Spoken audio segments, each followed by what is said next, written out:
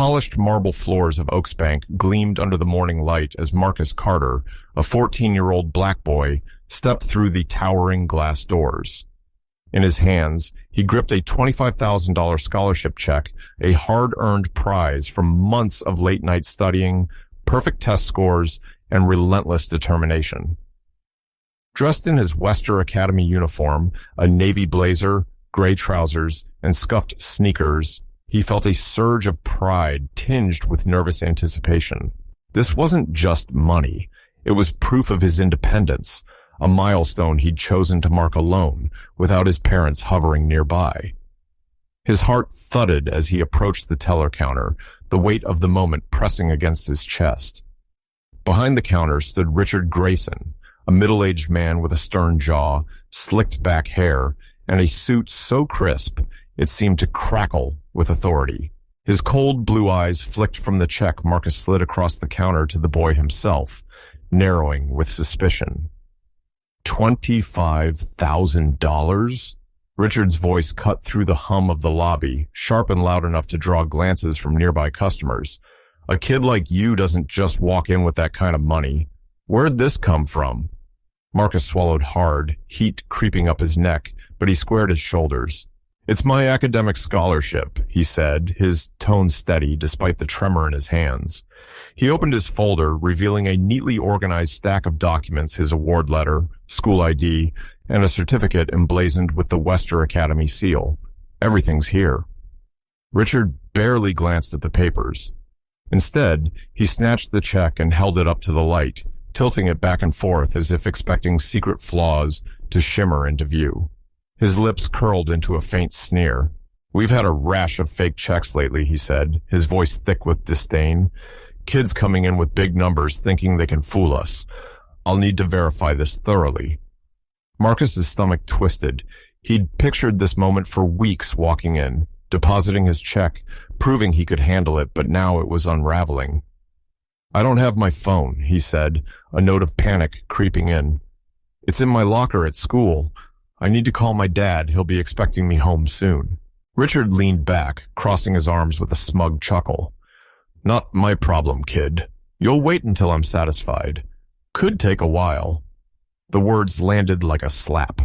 Marcus stood there, rooted to the spot, as Richard turned away, his polished shoes clicking against the floor with deliberate arrogance. The lobby buzzed around him, customers chatting, pens scratching, phones ringing, but Marcus felt isolated, exposed. Eyes darted his way, some curious, some skeptical, a few outright hostile. Whispers snaked through the air, too soft to catch but loud enough to sting. His sneakers squeaked faintly as he shifted his weight, the cold marble seeping through his soles. He'd always been observant, attuned to the unspoken rules of the world the way some people got smiles and nods, while others, like him, got sidelong glances and clipped words. He'd noticed it in small ways before, but today it was a spotlight blazing down on him. He wanted to shout, to demand his check back and storm out, but his father's voice echoed in his mind. Stay calm, Marcus. Don't let them rattle you. Still, the suspicion gnawed at him. This wasn't about the check's authenticity. It was about him, his skin, his presence in a place like this. Richard returned after a few minutes, his expression unchanged. He handed the check to a coworker, a younger woman with a nervous smile, muttering loud enough for Marcus to hear, "Run this through every check we've got. I'm not taking chances with this one." Then turning to Marcus, he added, "You're not going anywhere until we're sure." The coworker hesitated, glancing at Marcus with a flicker of sympathy, but she obeyed, disappearing into a back office. Marcus's chest tightened. He'd spent months earning that scholarship, sacrificing weekends, poring over textbooks, pushing himself harder than anyone else in his class. Now it felt like it was being torn apart, not by evidence, but by assumption. Marcus wasn't your average 14-year-old. He lived in Oak Ridge, a neighborhood of manicured lawns and quiet wealth, in a home that was elegant, but restrained no gold-plated excess, just warm wood floors, bookshelves, and a garden his mother tended with care. His father, Dr. Daniel Carter, was a financial titan, the CEO of Carter Financial Group, a firm he'd built from nothing into a national powerhouse. Daniel's success wasn't inherited. It was forged through grit and intellect, and he'd raised Marcus to value the same. Money's a tool, not a crown, Daniel often said, his deep voice steady with conviction. Use it to build something, not to show off. The Carters had wealth, substantial wealth, but they didn't flaunt it. Marcus's clothes were practical, his bike secondhand, his life grounded in effort over entitlement. That effort had landed him a full scholarship to Western Academy, an elite school with ivy-covered walls and a reputation for churning out prodigies. It wasn't a favor from his father's connections. Marcus had earned it through sleepless nights and perfect grades, outshining competitors twice his age. His friends marveled at how he juggled school, debate club, and a weekend job tutoring younger kids, but Marcus thrived on it. It was his proof to himself, to the world, that he could stand tall on his own merits. Daniel had always encouraged him, but never coddled him. "I'll open doors for you," he'd say, "but you've got to walk through them yourself." This bank trip was one of those doors. Marcus had planned it meticulously, slipping the check into his folder that morning as the smell of coffee filled their kitchen. His father had looked up from his laptop, stacks of financial reports spread across the table. "You sure you don't want me along?" Daniel had asked, his brow furrowing slightly. Marcus had grinned, adjusting his blazer. "I've got it, Dad. I'm 14. I need to handle this." Daniel's eyes had softened with pride, though a shadow of worry lingered. "All right, son. Be careful out there." Neither of them had foreseen this a routine errand spiraling into a test of endurance. Standing in the lobby, Marcus felt the sting of betrayal, not just of his expectations, but of the values he'd been raised on. His father had taught him to expect fairness, to give respect and receive it in kind. But as the minutes ticked by, that belief crumbled. He wasn't being judged as Marcus Carter, scholarship winner. He was being judged as a black kid with a big check, an anomaly in Richard's pristine world. Growing up in Oak Ridge, he'd been shielded from overt prejudice.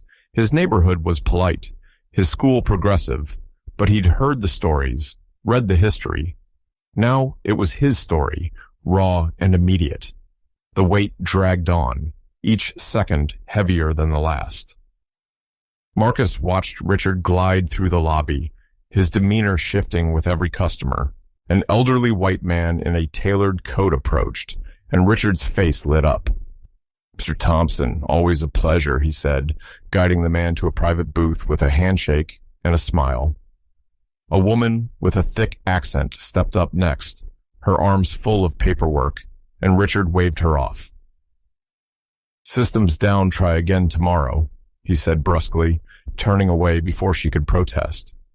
Then a young white couple arrived, their forms crumpled and incomplete, and Richard practically leapt to assist.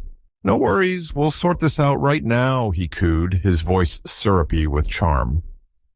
Marcus's jaw clenched. The pattern was undeniable. Richard chose who belonged, and Marcus, with his dark skin and modest uniform, didn't fit the mold. Richard's voice sliced through again, this time to a burly security guard stationed nearby. "Keep an eye on this one," he said, jerking his head toward Marcus. "Don't let him slip out." The guard nodded, stepping closer, his shadow looming over Marcus like a threat. Panic flared, but Marcus forced it down, focusing on his breathing. He was trapped, pinned by a system that saw him as trouble before it saw him as a person. His father's lessons about grace under fire felt distant now, drowned out by the pounding in his ears. Time stretched into an eternity, half an hour, then more. The lobby's sounds blurred into a dull roar, rustling papers, tapping keyboards, the sharp click of Richard's shoes as he strutted past. Marcus's legs ached, his back stiff from standing, but he refused to slouch. Whispers grew bolder snatches of "too young, probably stole it. Doesn't look right," each one a needle in his skin. He felt small, powerless, invisible to the people who should have cared. No one asked why he was still there, why a boy with a scholarship check was being treated like a thief. It was as if his humiliation was routine. Unremarkable. Then he overheard Richard hiss to the coworker who'd returned with his check. Why is he still hanging around? Get him out of here, he's clogging up the place. The woman hesitated, her eyes darting to Marcus with a flicker of guilt, but she nodded. Richard's words crystallized everything. This wasn't about procedure. It was about erasure, about making Marcus feel he didn't belong. Anger surged, and he couldn't hold it in. I'm not clogging anything, he said, his voice cutting through the din, firm despite the shake. I earned that money. I'm here to deposit it, same as everyone else. Richard didn't even turn. Take him to the back, he barked to the guard. Hold him there until I'm ready. The guard's meaty hand clamped onto Marcus's arm, yanking him across the lobby. Customers stared, some gawking, others averting their eyes as he was marched to a corner near the rear, a public cage of shame. Stay put, the guard growled, planting himself a few feet away, arms crossed. Marcus stood tall, his chin up, but inside he was fracturing, the weight of the day crushing his spirit. His body screamed from the strain hours of standing, no chair, no relief. The cold marble bit into his feet, the clock's relentless ticking mocking his patience. Desperate for a distraction, he scanned the room and froze. Richard was huddled with a tall, impeccably dressed man, Harrison Wells, CEO of Meridian Banking Group, a fierce rival to his father's company. Marcus's breath caught as Richard slipped Wells a thick manila folder stamped confidential. Their voices were low, but Richard's eager nods and Wells's satisfied smirk spoke volumes. This wasn't just a meeting, it was a betrayal, a knife aimed at Carter Financial. Marcus's mind raced. His father had spent decades building that company brick by brick, and now Richard was handing secrets to the enemy. Fear turned to resolve. Marcus wasn't just a victim anymore, he was a witness. Fumbling for the leather-bound notebook in his pocket, he scribbled furiously, the time, the names, the folder, every damning detail. His hand shook, but his purpose steadied him. He didn't know how he'd use it, but he wouldn't let this slide, not for himself, not for his dad. Wells left with a purposeful stride, the folder tucked under his arm, and Richard's gaze swung back to Marcus, narrowing with suspicion. A chill ran down his spine. Richard knew he'd been seen. Hours of waiting had forged this moment. Marcus had been belittled, dismissed, but now he held something sharper than pride, the truth.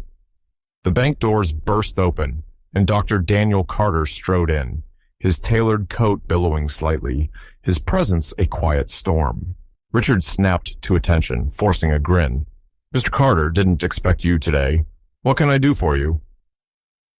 Daniel's eyes found Marcus in the corner, a flare of fury breaking through his calm facade before he reined it in. Marcus, you all right? He asked, his voice low but fierce. I'm okay, Dad, Marcus said, drawing strength from his father's gaze, but there's something big you need to know. He flipped open his notebook, reading aloud Richard's bias, the hours of humiliation, the secret deal with Wells. His voice grew stronger with every word, detailing the folder and the betrayal. Daniel listened, his jaw tightening, his eyes blazing with controlled rage. When Marcus finished, Daniel turned to Richard, his tone cold as steel. You owe my son an apology, Grayson, and you owe me an explanation now. Richard's smirk vanished, his face paling. I don't know what he's talking about, he stammered, sweat beading on his forehead. Daniel stepped closer, towering over him. I know exactly what you've done, he said, each word a hammer. You've been feeding Wells confidential data, sabotaging my company. This isn't just prejudice, it's treason. The lobby went deathly still, every eye on the unraveling scene. Richard opened his mouth, but no defense came. You're finished here, Daniel declared. Fired, effective immediately. Security, get him out. The guard who'd hounded Marcus now seized Richard, dragging him toward the exit as he sputtered protests. Daniel faced the room, his voice ringing out. This bank's getting a full audit top to bottom. No one will endure what my son did today. Changes start now. The crowd murmured, some nodding, others shrinking under his gaze. Marcus watched, his heart steadying, his father's strength a beacon he'd always leaned on. The aftermath unfolded over months. Investigations unearthed Richard's web of discrimination and espionage, years of favoring some clients, freezing out others, and selling secrets for profit. The bank's leadership was gutted, replaced with people who vowed fairness. A new training program rolled out, mandatory for every employee, rooted in equity and accountability. The young teller who'd shown Marcus a shred of kindness was promoted, her quiet decency rewarded. For Marcus, the ordeal became a crucible. Wester Academy invited him to speak, and he stood before a packed auditorium, his voice clear and unwavering. He told his story, the suspicion, the betrayal, the fight for justice, urging his peers to demand equality, to learn their worth. The applause was thunderous, but his smile came from knowing he'd turned pain into power. His father's example had shown him that even in a world riddled with prejudice, one voice, one stand, could shift the tide. The story peeled back the ugly truth of racial discrimination and entrenched bias, a stain that lingered even in gleaming halls like Oaks Bank. Yet through Marcus's grit and Daniel's resolve, it whispered a fragile hope that courage could carve a path through the darkness, step by stubborn step.